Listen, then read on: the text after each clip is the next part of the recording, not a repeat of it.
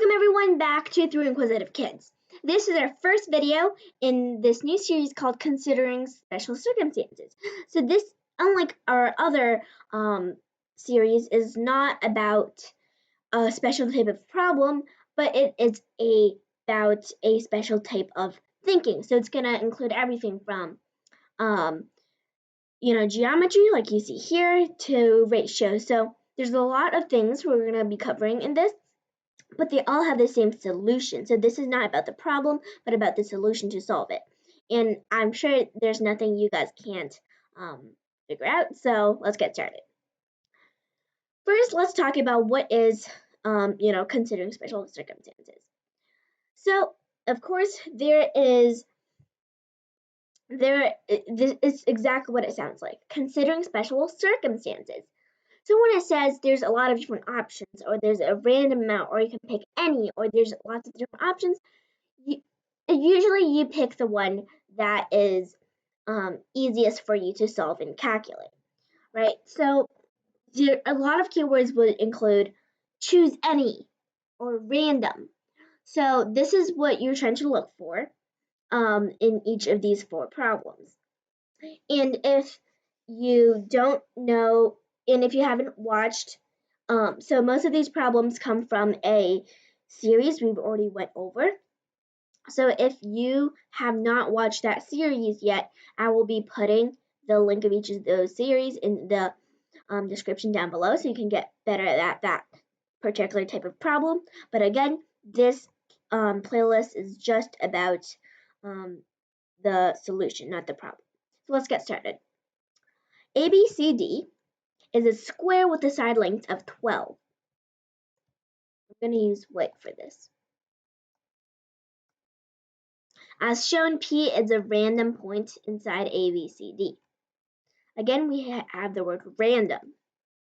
BL equals DM, which equals 4. So BL is 4, and so is DM. DN is 5, and so is BK. So what is the total area of these shaded portions? So let's first think about what is needed to solve for the area of the shaded portions. Right now, we see two triangles, right? Triangle NPM and triangle LPK. And we know that point P is any random point inside ABCD. So if P is any point, right, then that means that anywhere inside, as long as it's inside the square, we could put P in. So what would be a nice, efficient way to place P so our calculations would be easier? So a lot of the times when we're solving with considering special circumstances, we either do it smack dab in the middle, to the most right, or to the most left.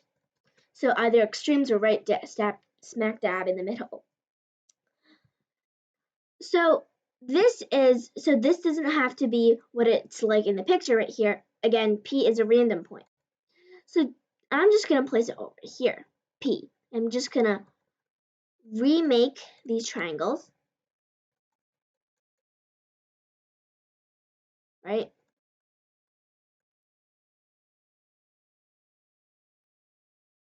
So these are the shaded portions right here. Now that we've made P a easier point to calculate at point A, it's easier to calculate the areas of these triangles. So let's first look at this triangle over here, ANM, or PNM. So we know that the base is 4, and its height, well, we know that each side length is 12, and we know that this part is 5, which means this part is 7. So 4 times 7 times 1/2, and that gives us 14. Now let's look at the other triangle, right? So the base is 5, and if this part is 4 and the whole thing is a total length of 12, then this part must be 8. So times 8 times 1/2, which gives us 20. Now we just add these two shaded portions area, and we have 34. So 34 is our final answer. So now that you think about it, it's not that hard, right? We were just looking first for the keyword, random. Then we thought about where would be a good, efficient spot to place our P. So that was our second step. And then we just had to calculate. So really there was only 3 steps to that problem. And in problem 2 for some more considering special circumstances problem.